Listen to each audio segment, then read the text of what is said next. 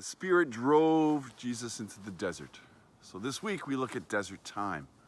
Many of us are stuck in the desert now, whether it's the isolation and the unknown, in many ways the hopelessness that the pandemic has brought on, whether it's the deserts of racial inequality and the abuse and the violence that's come from that and how that's come back to us again in new conscious this year.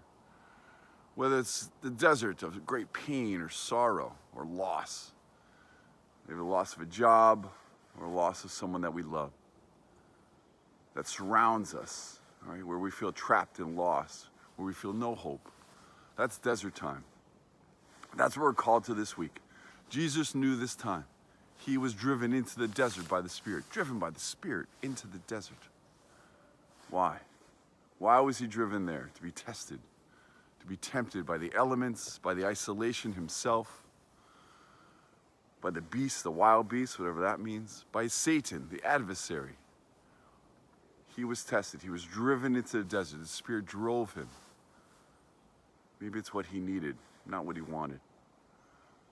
Throughout the world, so many cultures, Aboriginal and Native cultures through the centuries, know that men and women need to go through a rite of passage. They need to go into desert time, because desert time is also God's time. It's Kairos. They need to experience that isolation, those tests, that adversary within themselves, fight those demons. And when they come out anew, born of the Spirit. They come out often with a new name and a new purpose and new focus. Jesus did the same. The desert is a place that we go to, where people go to die or when they're exiled. But what they're dying to maybe is their old self, dying to their false self, dying to their ego-driven self. When Jesus went there, he was tempted, but he was also ministered by the angels. The angels ministered to him. They held him up. They gave him a little bit of hope. They helped him persevere and the courage to move through it. They helped him stay in it until the lessons were born. And then when they were born, he came back, born anew, born of the Spirit. And that's where he began his ministry. So maybe that's what the church calls us to now. Every year in Lent, we're driven to the desert time, to focus on the things that we need, maybe not what we want.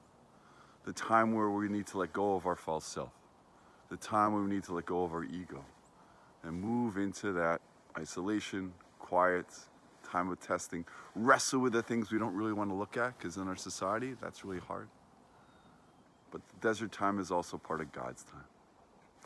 So may we embrace that this week. May we welcome it. May we be mindful of the lessons that the desert time brings to us.